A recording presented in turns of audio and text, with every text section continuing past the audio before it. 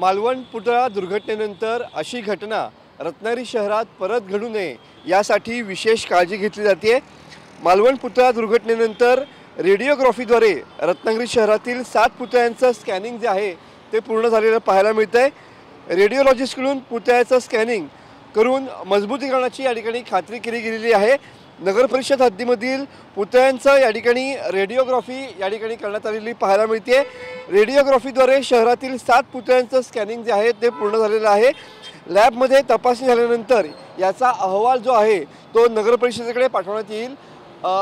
मालवण पुतळा दुर्घटनेनंतर याचे पडसाद पूर्ण राज्यात या ठिकाणी पाहायला मिळाले आणि त्यामुळे अशी घटना रत्नागिरी शहरात घडू नये यासाठी विशेष प्रयत्न केले जात आहेत। रत्नागिरी शहरातील मारुती मंदिर येथील छत्रपती शिवाजी महाराजांचा पुतळा, त्याचप्रमाणे माळनाका येथील शामराव पेजे यांचा पुतळा, जिल्हा शासकीय रुग्णालयासमोरील डॉक्टर बाबासाहेब आंबेडकर यांचा पुतळा, लक्ष्मी चौक येथील विनायक दामोदर सावरकर यांचा पुतळा, थिबा पॅलेस येथील छत्रपती संभाजी महाराजांचा पुतळा, तर माळनाका येथील शिर्के उद्यानामधील विठ्ठलाची मूर्ती अशा 7 पुतळ्यांचं स्ट्रक्चरल ऑडिट या आधीच पूर्ण झालेलं आहे।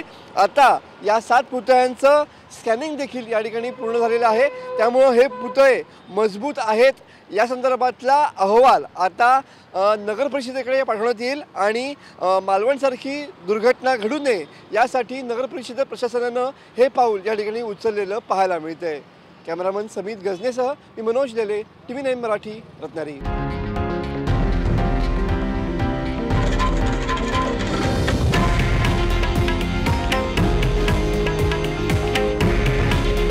हे आहे देशातील नंबर 1 न्यूज नेटवर्क आणि आपण पाहत आहात TV9 मराठी।